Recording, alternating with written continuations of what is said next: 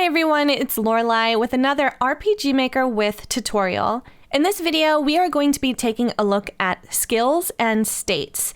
To get to skills, we go to the database. RPG Maker with already comes with, I want to say, close to 100 built-in skills that are actually fairly creative and could probably carry your entire game. But of course, it is more fun to make your own skills.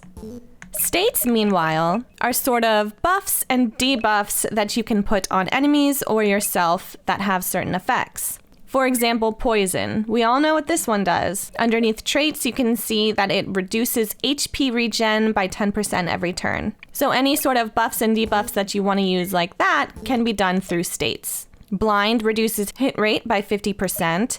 Silence completely removes the ability to use magic abilities, and so on. Typically, skills will apply or remove states from either yourself or enemies. They sort of work hand in hand, and that is why this video is going to be going over both in tandem. So let's take a closer look at how skills are set up. We first have attack and guard. I do recommend not removing attack and guard from the editor and instead adding and changing all of the skills underneath, because these are sort of baked into the editor, such as using the attack command or using the guard command. So under basic settings, we've got the name of the ability. We have the icon that you can choose from this icon set. We have the description of the ability that you can read in battle or on the menu. We have the skill type, which right now we only have magic and special, but you are free to add any sort of skill type. And to do that, you would go all the way back under here to types, skill types. Again, we just have magic and special.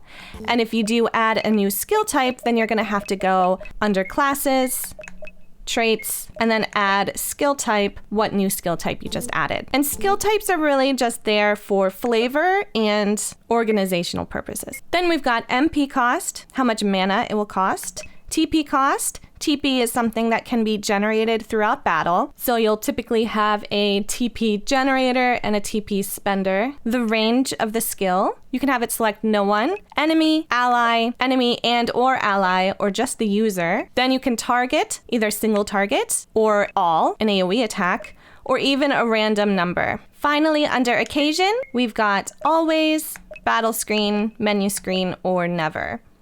Always means battle or menu. Battle means only when you're fighting something in the turn-based battle system, and menu means when you're on the map and you open the menu through X. For example, healing abilities could be always, while fighting abilities would be just the battle screen. Underneath basic settings, we have activate. First is the speed. Turn-based battle turn order is determined by agility, and so the speed of the skill is an added multiplier to that character's agility. So if we wanted this ability to go first, no matter what, we would put the speed to something really high, like 2000 or something. The success rate. Basic attacks might have just a regular 100% success rate, while perhaps more powerful attacks might have a lower success rate.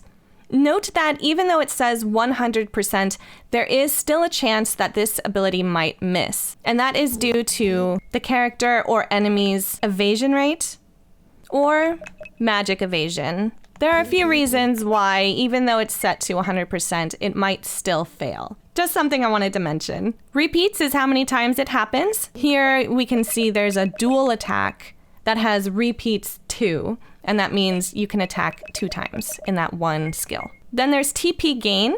Not every skill needs to have TP gain, but if a character is TP reliant, then certainly they will have abilities that should gain TP so that they can use a TP spender. Hit type. There are 3 different hit types. There's certain hit, physical attack, and magical attack. Certain hit means that it will hit all the time, while physical and magical attack take evasion and magic evasion into account. And then finally, we have animations. RPG Maker once again has quite a few animations that you can use for your game. There are, gosh, how many? 120 animations that you can use. So I recommend going through that animation list and seeing what works for you. Under activate, we have messages. And this is what shows up in the battle screen when you use this ability. You could quickly say casts, and it will automatically fill in the message. Next, we have required weapon. You can select 2 weapon types that would be required for this skill. Damage and effects are where we can set all of the intricacies of our skill. Under damage, we can select what type: HP damage, MP recover, MP recover, HP drain, or MP drain. You can then select what type of element that skill uses. And the purpose of selecting an element is just in case perhaps the enemy is weak to or resists a certain element. You would select that here to make sure that that weakness or strength actually occurs, that the engine knows that this is a water skill, for example. Next, we have the formula. This is the mathematical formula that determines how much damage this skill or how much healing this skill will do. The A stands for the player and the B stands for the target. So this formula is saying the player's attack times 4 minus the target's defense times 2 is how much damage it's going to do. So for example, Kale here has 29 attack. That 29 comes from his current level, level 1, and whatever attack bonuses he has from his equipment. So 29 times 4 is 116. If we go down to enemies real quick, we will go over enemies in a future video. We can see that this slime has 20 defense. And 20 times 2 is 40. So 116 minus 40, we would do about 76 damage to that slime. Variance is what's going to change that 76 by about 20%. It adds a little bit more interest to the game instead of hitting for 76 every single time. You could definitely set this to 0% if you don't want that number to change at all. And then you can set it to a much higher percent if you want that number to change drastically. And then we can determine if it can or cannot critically hit. Finally, we have effects, and this is where you can add some fun little details to your abilities. We've got some recovery, we've got adding and removing states, we've got buffing and debuffing, a special effect like escape, growing your parameters, obtaining a skill, and perhaps running a common event. Let's look at a few notable skills that are built in here already. We already looked at dual attack. There's double attack, which targets 2 random enemies. Suck blood uses HP drain as the damage type. Meditate is a heal. The formula for meditate is the target's max HP divided by 4. So you will heal about 25% of your max HP. Note that the range is user, so you can't use it on anyone else but yourself. The shock ability has a thunder element for its damage, and it has a 30% chance of adding paralyzed state. I also wanted to show this ability burst that inflicts damage regardless of defense. So you can look under their formula. They have a flat number, plus the character's magic attack times 2, and they don't take the target's magic defense into account at all. So I don't want you to feel restricted to the formula that you have to use the target's defenses in your skill. Here's a skill called Fire Weapon, and it says bestows fire type for 5 turns. And what that does is it actually doesn't deal any damage, but it adds a state called Fire Force to the target.